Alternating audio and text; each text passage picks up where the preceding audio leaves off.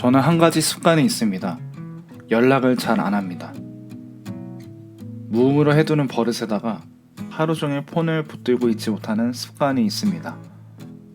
전화의 본질과 시작은 언제 어디서나 누군가와 소통할 수 있도록 개발된 것인데, 스마트폰으로 발전되면서 핸드폰은 여러 가지 다양한 기능을 담게 되었습니다. 저는 몇 년 동안 오래 사용하던 핸드폰을 최근에 바꿨습니다. 현재 가장 좋은 폰을 가지고 있지만 연락을 잘 안 하는 버릇은 그대로입니다. 가장 좋은 폰을 하루 종일 쓰고 있지 않죠. 여러분들 중에도 상황에 따라 종종 전화를 무시하거나 통만 한다거나 아예 차단하는 분들이 계실 겁니다. 때로 우리는 회개하고 예수님을 따르라는 하나님의 부르심을 폰처럼 받아들입니다. 말씀과 교제를 멀리함으로 하나님의 부르심을 무음 모드로 해두곤 합니다. 회개하라는 말씀을 우린 어떻게 받아들여야 할까요? 하나님의 부르심과 명령에 우리는 돌아온 탕자같이 하나님에게로 돌아온 자녀들입니다. 아니, 돌아가고 있는 도중이다가 더 적절한 표현이겠습니다. 본문 말씀은 익히 들어보셨을 성경 구절입니다. 하지만 믿지 않던 사람들, 말씀이 익숙치 못한 분들에게는 굉장히 뜬금없고 느닷없이 외쳐지는 이 말씀은 부담스러운 선포로 다가올 것입니다. 그러나 여러분이 알다시피 하나님은 우리 인간에 대해 무한한 긍휼로 은혜로 덮어주시며 지켜봐 주셨습니다. 하나님 형상으로 똑같지 않지만 비슷하게 만들어진 우리, 매일의 삶에서 경험하는 좋은 일들은 단지 우연이 아니라 나의 노력으로 빚어낸 것이 아니라 하나님이 우리 마음을 부드럽게 만드셔서 회개로 이어나가게 하시려고 일으키시는 것인 줄 믿으시길 바랍니다.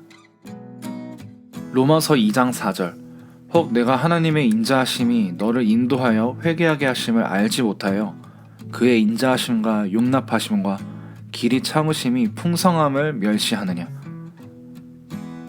회개는 열정을 줍니다.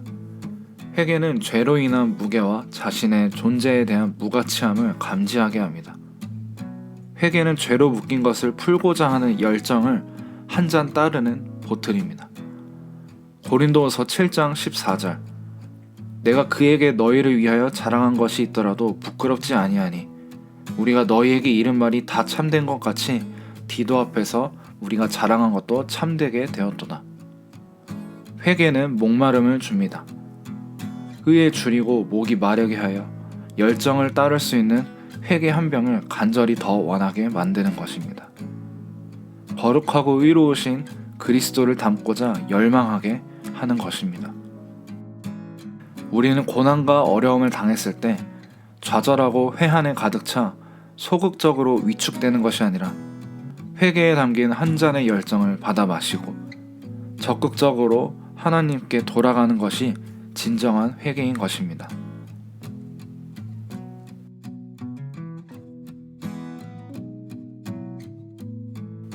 로마서 5장 12절, 그러므로 한 사람으로 말미암아 죄가 세상에 들어오고 죄로 말미암아 사망이 들어왔나니 이와 같이 모든 사람이 죄를 지었으므로 사망이 모든 사람에게 이르렀느니라.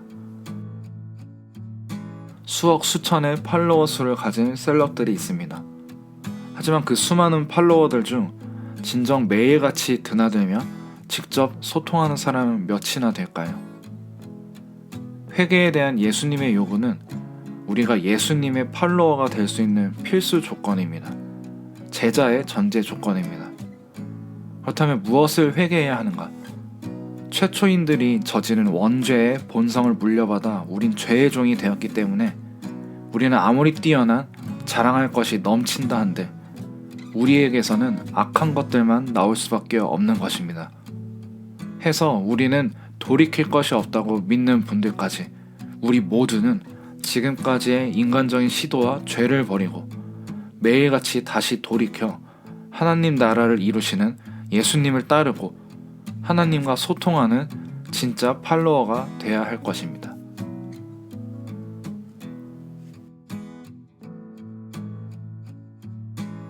첫 번째로 예수님의 부르심을 받은 제자도를 따른 사람은 베드로와 안드레 형제였습니다. 그들의 직업은 어부, 그리고 멸시와 조롱을 받던 사람들도 예수님은 부르셨습니다. 마태의 직업은 세리입니다. 당시의 상황은 어부는 평범한 직업, 세리는 구원도 못 받는 죄인 중에 죄인으로 인식되었습니다. 죄인에 대한 생각이 현재와 조금 달랐습니다. 바리새인들은 죄인의 의미를 조금 더 넓게 봤는데 유대인의 율법을 엄격하게 지키지 않는 사람도 모두 죄인으로 규정했습니다. 배우지 못해서, 알지 못해서. 이방인들까지도 바리새인들의 시각에서는 모두 죄인에 포함되었던 것입니다. 모든 인간은 죄인이기에 구원자가 필요합니다. 세리였던 마태는 자신이 악한 사람이며 영적으로 바닥을 치고 있다는 사실임을 인정할 수 있었기에 예수님의 부르심에 따를 수 있었습니다. 마태는 돌아가는 길을 시작하자마자 하나님 나라와 자신이 살고 있던 나라의 충돌을 겪게 됩니다. 같은 세리인 자들과 죄인들과 지내던 자신, 그리고 예수님과 다른 팔로워들과 함께하는 식사 자리. 바리새인들은 이 자리에서 죄인들을 힐끔 보고 예수님에 대해 의문을 제기하는데 예수님께서 답하시길 병든 자에게 의사가 필요하다고 하셨습니다. 예수님은 평범하고 소외되고 아프고 죄인인 자들을 부르셨습니다. 이것은 잃어버린 자들을 찾길 원하시는 긍휼한 마음인 것입니다.